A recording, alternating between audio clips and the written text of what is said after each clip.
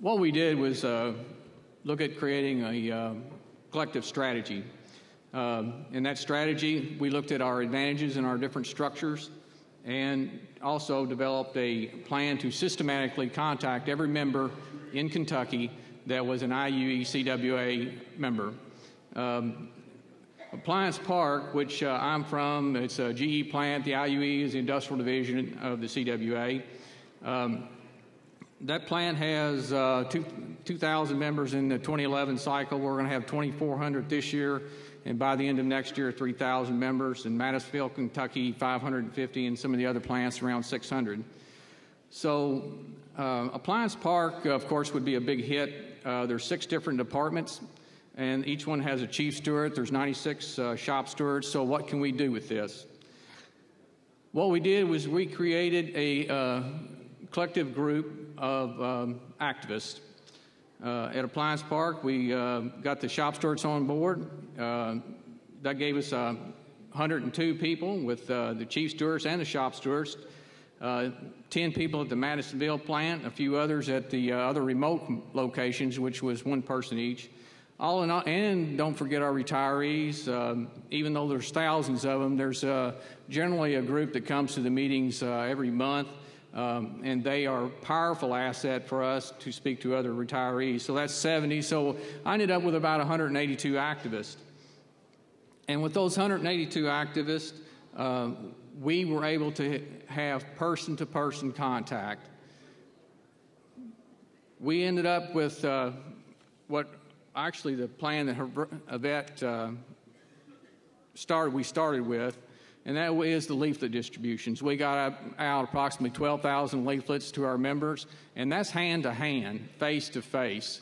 Not only that, towards the end of the election cycle, we had the candidates come out to the plants, and they actually handed out leaflets with us.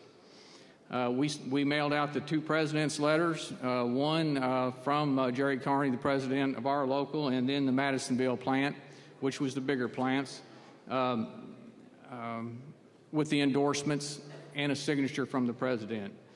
And at the end of the cycle, the week before the election, we sent out cards to let people know that there is an election next week.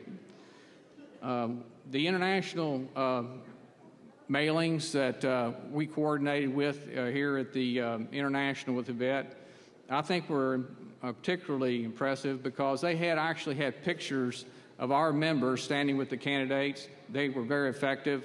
They weren't a slick that was had maybe actors on them. I mean, those were actually members that people recognized standing with candidates. Powerful. And then the robocalls the evening before the election, about 6,000 of them for the IUE portion. What we did is we made it obvious and we made it personal. I think the effects speak for themselves. We ended up with a Democrat Kentucky governor, and we hope to continue with that success. Thank you very much.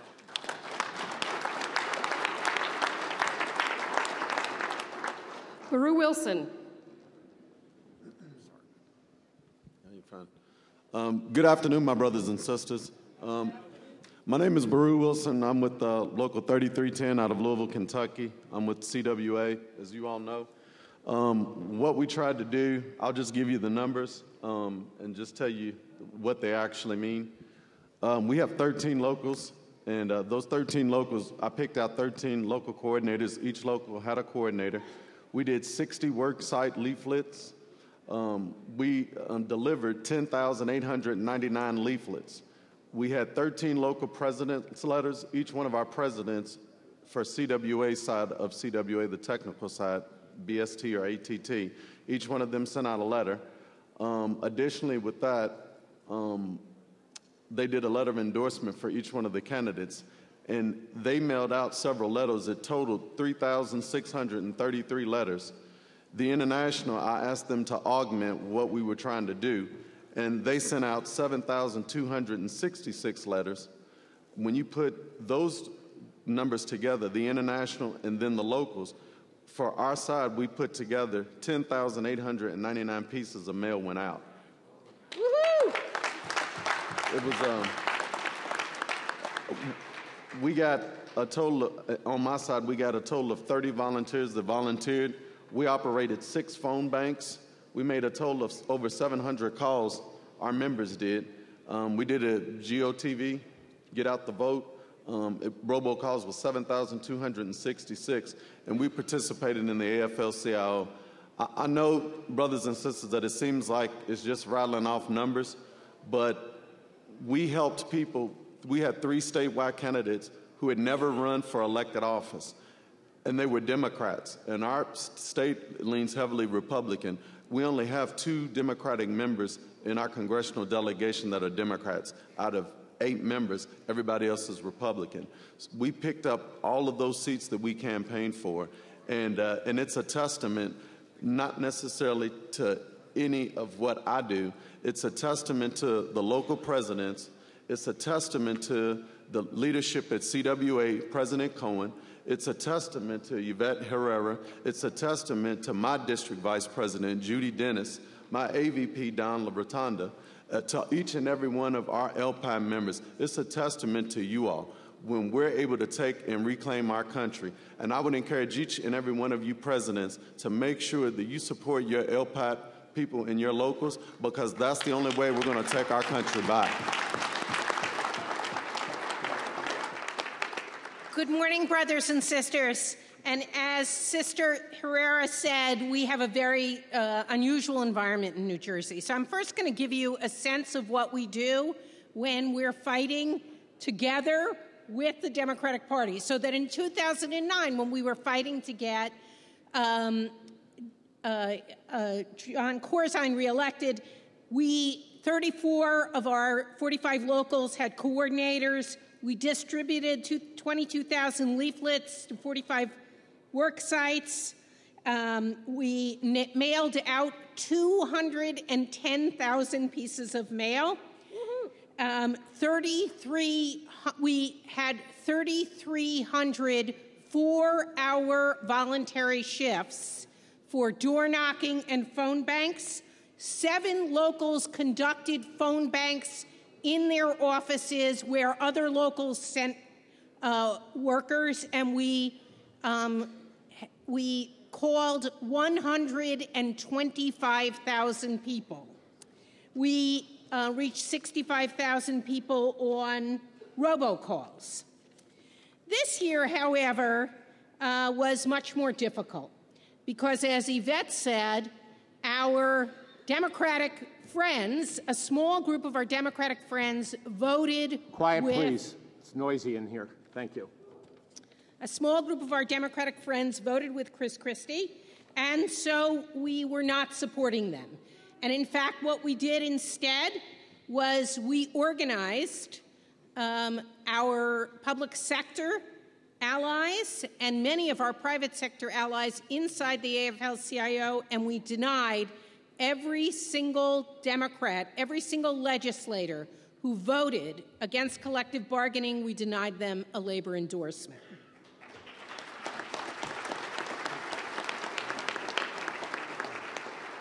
Nevertheless, we had 2 districts that were going to be very, very tough for folks who stood with us, the 38th district and the 14th district. And there we turned out hundreds and hundreds of members. To knock on doors, we made thousands of telephone calls. We worked tirelessly for those individuals. They were very tight races. And in both of those races, the folks who stood with us won and attributed their victory to the fact that they stood up for collective bargaining and that the labor movement stood with them.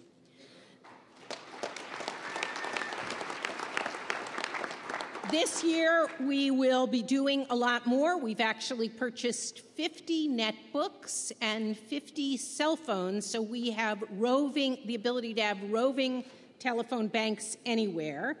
And that's a great thing to do, and it's cheap. So consider it. We contract for predictive dialing services. You can do it anywhere where you have a computer and a phone. It's a really good thing to do. We're going to work very hard on leafleting. and we're going to continue to work with our allies. And we have a very close relationship with NAACP, Latino Action Network, the environmental groups. We have a 30-year relationship with New Jersey Citizen Action, the Working Families Alliance, and we're going to work all of that with our own members to try to have the greatest possible turnout we've ever had this year. We think that Barack Obama's election will be a referendum on Chris Christie. Next year we have Chris Christie, so this is going to be we're going to do our great work this year to let him know what they're facing in 2013. How do you pull off a successful referendum vote to overturn a terrible anti-worker bill? This is a challenge that was put upon the CWA locals in Ohio last year when corporate poster boy John Kasich rammed a political payback bill down the throats of Ohio's working families. CWA, along with a coalition of like-minded groups and organizations, figured out a way to citizen veto Kasich's agenda, and they did it by turning a 50-50 state upside down, winning by a 60-40 margin that has still to this day shook up the electorate in Ohio.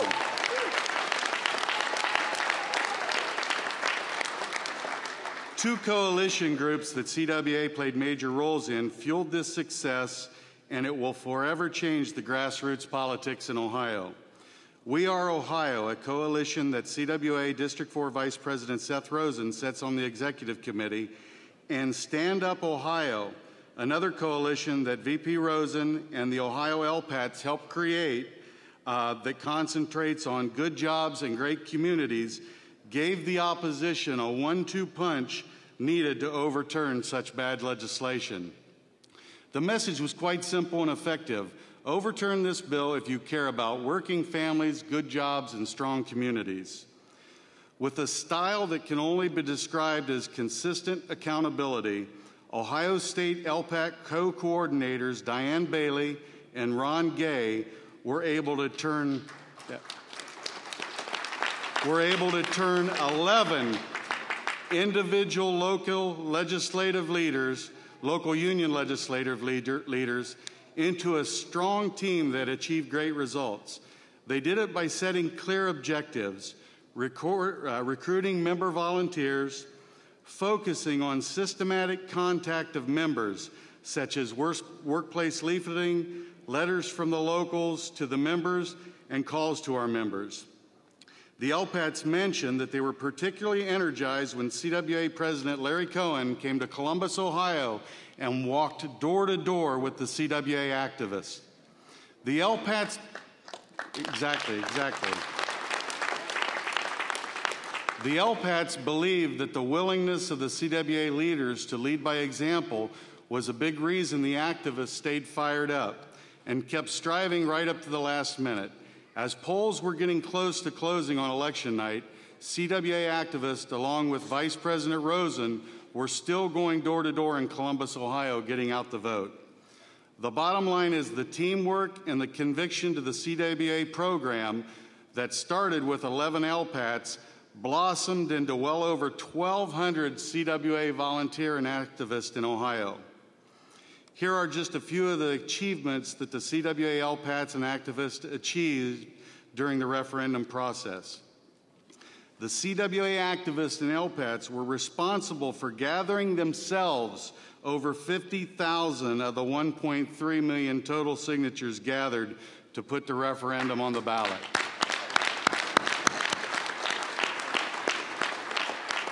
Over 75,000 leaflets were given to members. Over 27 individual locals had phone banks. 22,196 robocalls were made. Tens of thousands of doors were knocked on. And the Stand Up Ohio group that was created, as I said earlier, primarily with the help of VP Rosen and our LPATs, set up a Facebook page that on election night had over 120,000 friends listed. On Election Day in Ohio, 60% of those voting sided with good jobs and great communities. I believe the LPAT program can take a huge amount of credit for this great result. Thank you.